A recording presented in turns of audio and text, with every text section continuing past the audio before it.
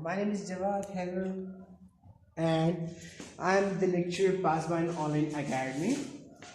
Right now, what you have to do, you have to first subscribe my channel, as well as you have to like my video once your concepts are clear. Okay. Now, before wasting our time, we are going to start our lecture. Today's topic is the types of materials on the basis of electric and thermal properties. What we thought about the types of materials, there are many types of materials, but once we are talking about the electric and thermal properties, so there are basic three types of materials. First, we wanted to know that what is electric property and what is thermal property. What do you mean by thermal property? Or what do you mean by electric property? Motion of free electrons when potential is applied, right? That is also called conduction. Electric conduction. What is electric conduction? Now I am going to differentiate between three types of materials. The first are conductors, second are insulators, and the third one are semiconductors. Now first I'm going to discuss about conductors, right? So from their name we can have a perception that they can easily conduct electricity and heat. It means they are good conductor of electricity and heat. Alright, what about insulators? Once we are talking about the insulators, then from their name, insulates. Once the thing is insulated from the outside environment, then there is no effect of the outside environment to that material, right? So once the electricity or heat is passed through the insulator, they cannot conduct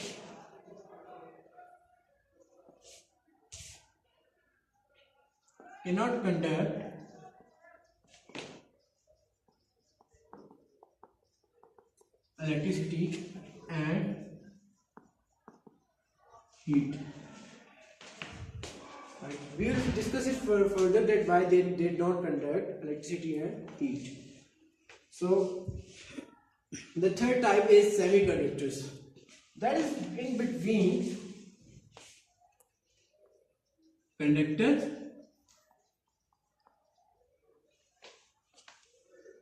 and insulators, right? So the most important thing is conductors, and on the second part there is a semiconductor. Why I have written it in the last? Because we will discuss it in details. While you also know that there are some 3A and 5A elements. We know that the semiconductors are basically some kind of transistors as well, but we will discuss it later that how they become transistors, and they are basically 3A and 5A group elements, right? So what we are going to start, we are going to start conductors. That what are conductors, and we also discuss it on the basis of energy band theory as well.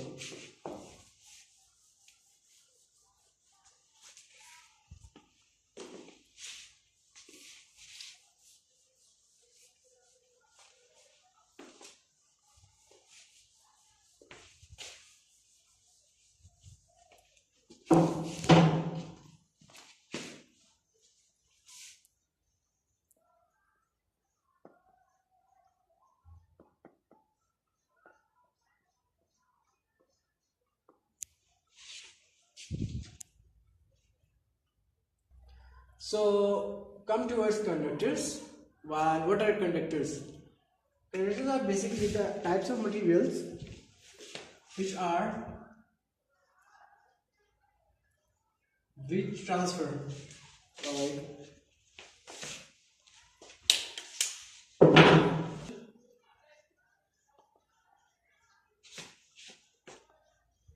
heat and electricity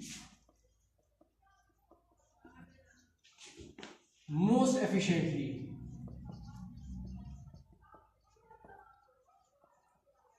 It means in conductors there are negligible losses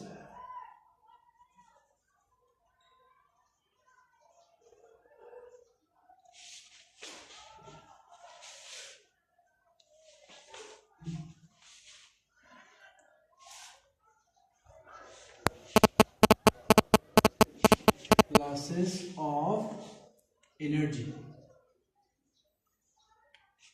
right?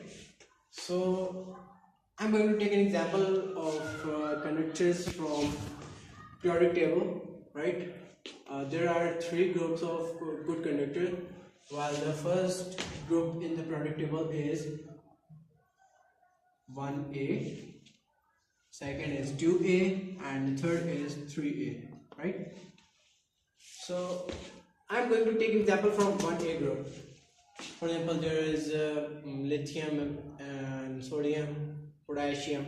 But I'm going to take an example of sodium. Na, right?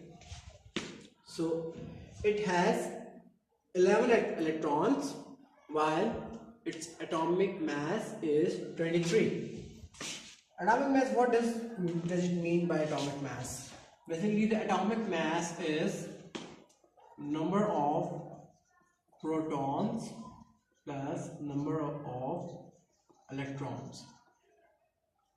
Sorry, neutrons. Right? We can write it as like this: number of protons plus number of electrons and number of neutrons. As I have taken example of sodium, so I am going to draw its structure. Well, so we can have a perception about that, how it's conduct electricity, right? So its nucleus, it has 10 protons, 11 protons, and draw it again.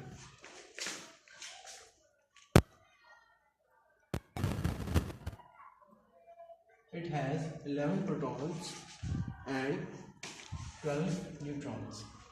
While we should know about the duplet and octet rule. Duplet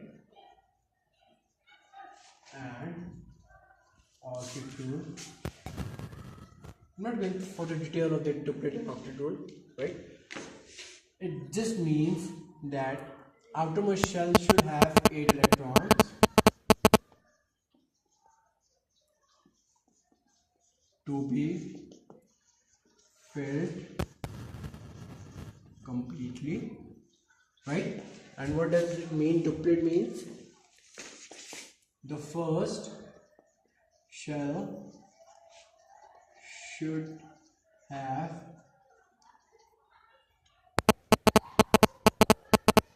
2 electrons to be filled completely, right? Okay. So using first, I am going to use the duplet rule for the first shell. So there are 2 electrons in the first shell, right? 2 electrons in the first shell. Okay. Now this is the rule that the number of protons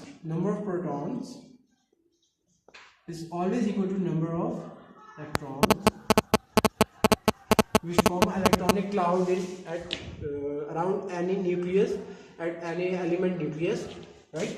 So following the octet rule,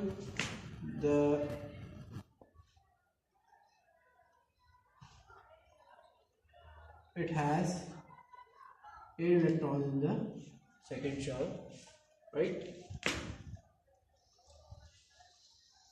What about the last shell? Just add these number of electrons in the first and the second shell. This one is the first and this one is the second, right? In the first there are 2, right?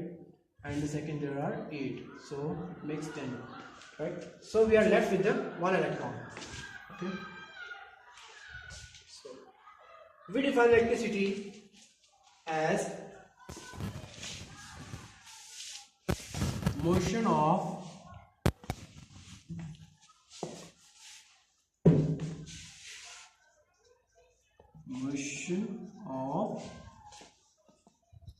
free electrons when potential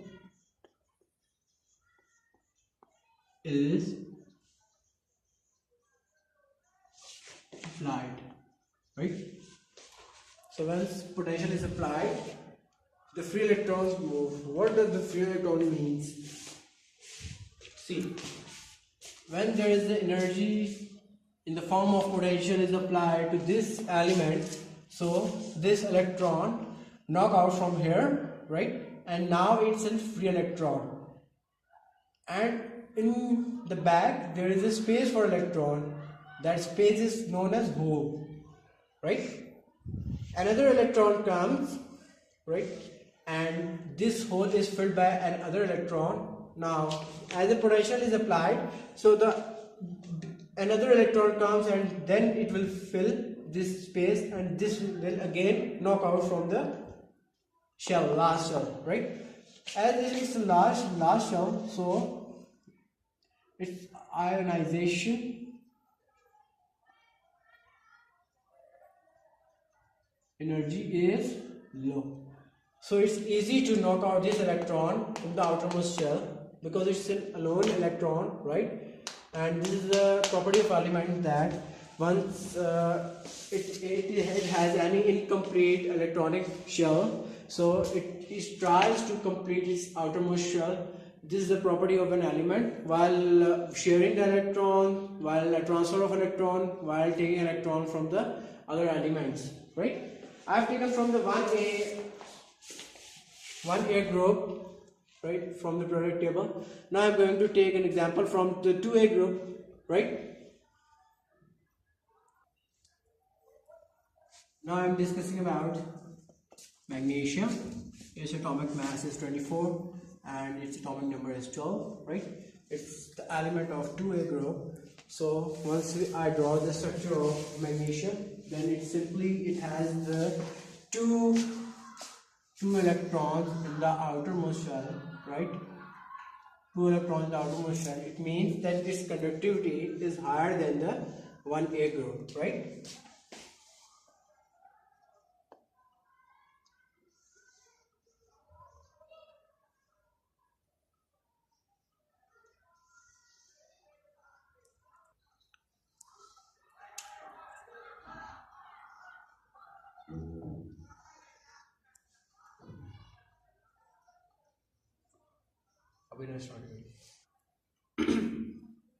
Alright, so now we are discussing about the 2A group element, and I have taken example of magnesium, right, Mg, and its atomic number is 12, right? So the first shell contains 2 electrons, second shell contains 8, and then last shell contains 2 electrons.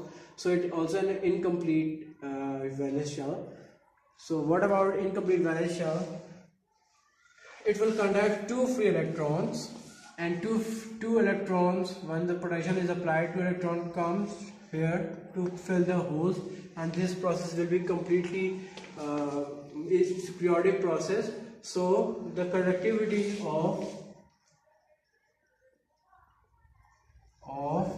magnesium is higher than 1A group. Similarly,